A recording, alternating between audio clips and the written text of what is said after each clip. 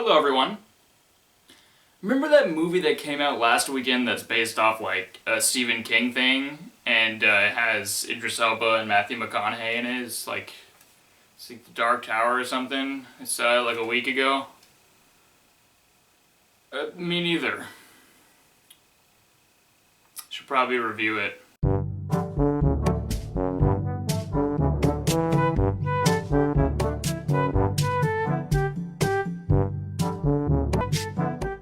The Dark Tower is a new Stephen King adaptation of his fantasy series of novels that's sort of like a little bit of a universe that he created. It's his take on a fantasy universe, and it stars Idris Elba and Matthew McConaughey, and this movie is, like I said, it takes place in this fantasy universe. It's about this kid who's having these visions of this other universe, this other place with this dark tower that's like keeping all the demons out of the universe, and he's just a kid, and he's tortured by this, and then eventually, you kind of know where this is gonna go. He ends up going to this fantasy world and he meets Idris Elba and they have to stop Matthew McConaughey because Matthew McConaughey wants to destroy the Dark Tower, and the Dark Tower is the thing in the center of the universe that's keeping everything intact, and it's keeping a bunch of demons and evil things out of the world. So they basically have to stop Matthew McConaughey from stopping the Dark Tower.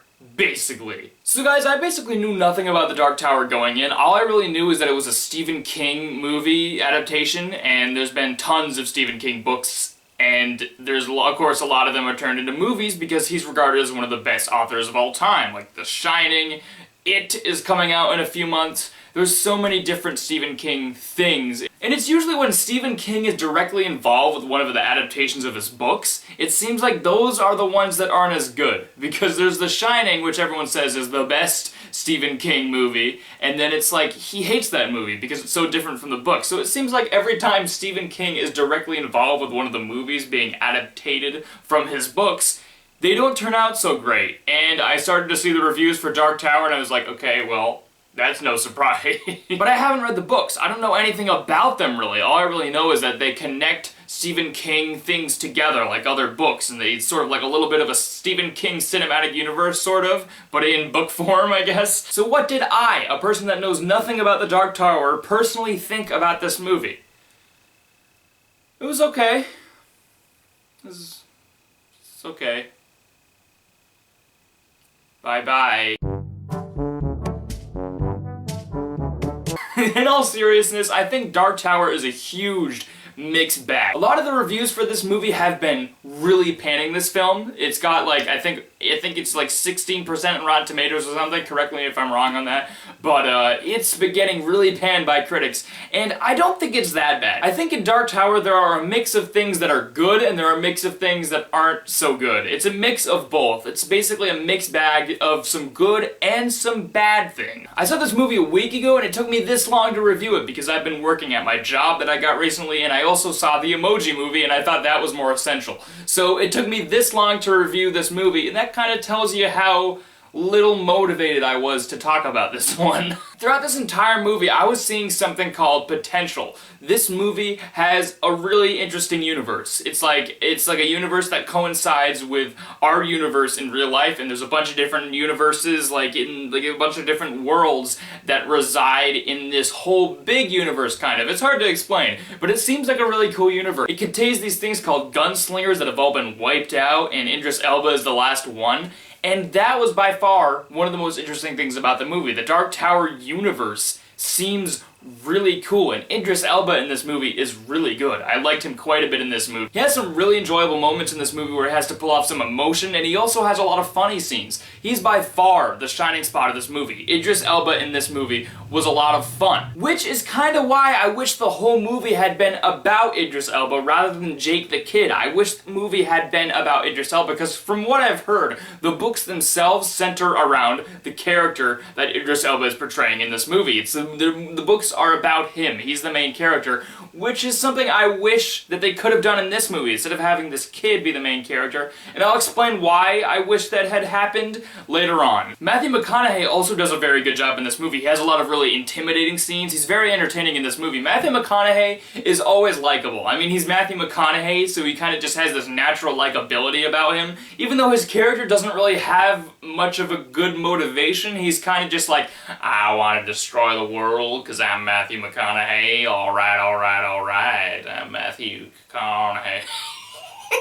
I apologize for that. I can't do a Matthew McConaughey impression, but Matthew McConaughey in this movie is very entertaining. I wish there had been more to him, though. Same with Idris Elba. I wish the movie had been about him and delved into his character more, and Matthew McConaughey's character, I wish had a good motivation instead of was just like a guy that wanted to wreak havoc on the world for no reason. Some of the action scenes, especially towards the end, get really entertaining. There are some really cool action scenes. Every action scene involving Idris Elba in this movie was really entertaining because he was very skilled with his guns. He had a lot of really cool action scenes, especially towards the end, like I said. The action scenes in this movie are actually pretty good. They're one of the shining spots of this film. The visuals in this movie are also very nice. They're not anything mind-blowing or crazy or amazing, but they're pretty good visuals. And also one of my favorite sequences in this movie is where Idris Elba basically goes back to Earth, and he's sort of like a fish out of water, sort of like Wonder Woman earlier, which we saw, where it's sort of just like he doesn't know anything, he's kind of just looking around, and he was like, oh,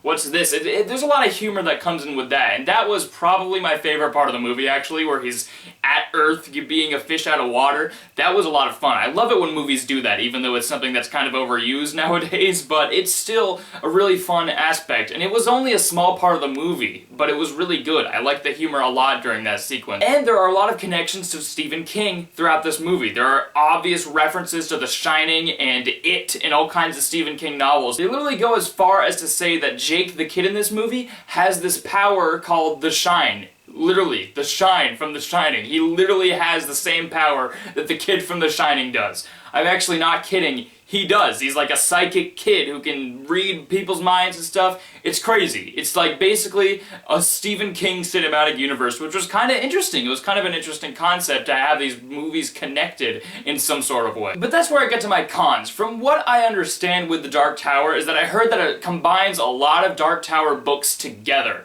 And I don't really know why they did that. I feel like I haven't read them, like I said. But I feel like what they could have done is done something just about one book about the gunslinger Idris Elba, because from what I've heard, the first book is about him. He's the main character. I felt like that should have been the first movie about him, and the kid should have been pushed to the side, because the kid in this movie I found very, very bland. He was basically just like your cliche kid. He's got some crazy things about him, and then he goes to the new world and he's all happier and stuff. And the kid who played him was also very on and off. There are some scenes where he's pretty good, and then there's a lot of scenes, like a lot of them, where he's actually really bad. There's a lot of scenes where he feels very cringy, especially a scene where he has to cry. That didn't feel real at all. I didn't buy that at all, and there are tons of scenes where he just seems awkward and strange, and there's also a lot of stupid moments regarding this kid. Like one moment where these people are chasing after him when he's still, like, he hasn't even been trained by Idris Elba yet. He's just kind of this kid that's in his house, and he's a normal kid, and he starts doing parkour all over the place. He starts doing all these crazy, ridiculous things out of a building window, and it was kind of like, where did you learn to do all these things? You're just a little kid that doesn't know anything. How did you learn to do all this parkour stuff? And there's also this part where he hears a creepy voice in the middle of the woods, and he starts to follow it without even waking up Idris Elba, who's right next to him. He could have just been like, hey, I hear a creepy voice, what should we do? But no, he just decides to follow it. And there's also a scene where he sees a random berry in this world he's never been in, like a patch of berries, and then Idris Elba goes, don't eat that. It's like, you don't just pick up random berries, especially if you're not in your own world.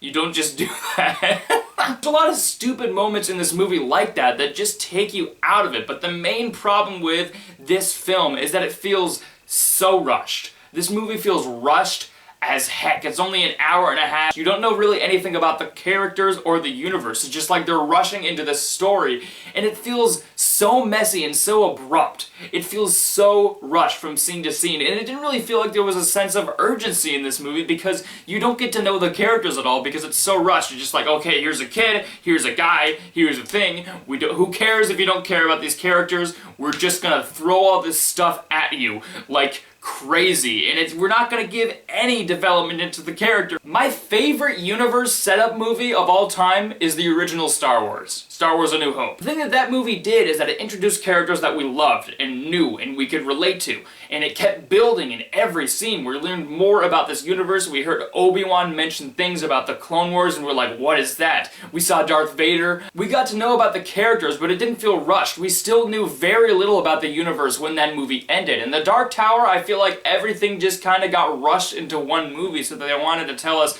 all about this universe in one film, because the thing that New Hope did was that it made you want to see more of this universe because you didn't know much about it. It could have been expanded in so many different areas. In Dark Tower, it just seems like they blew their load all in one movie, that it's like I don't even want to see the sequel now, because it feels like this whole movie was just so rushed and they showed the entire universe as much as they could in this movie. It's like they didn't do anything to make us want to see more of this universe or anything like that. So guys, I haven't read the books. I don't know anything about them. But as a movie, I feel like this movie is a total mixed bag. If you're gonna change things from an adaptation to a film, make it so that the changes work. And from what I've heard, the changes in this movie really didn't work, so I don't know why they did the most of the changes they did in this movie. I wish they could have been more true to the books and they could have actually took time to get to know about these characters and this universe, and it slowed down. It didn't rush everything, and it took out all those stupid, weird, convoluted moments that just felt kind of stupid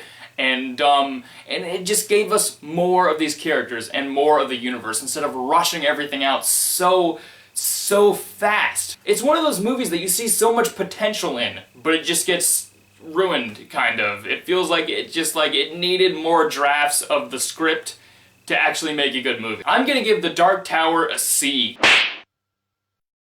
So guys, if you saw The Dark Tower, be sure to comment your thoughts on it below. Be sure to like this video, be sure to subscribe, be sure to follow me on Twitter and Instagram. And I will see you next time for another review at some point. And yeah, that's a thing, I guess. Bye-bye.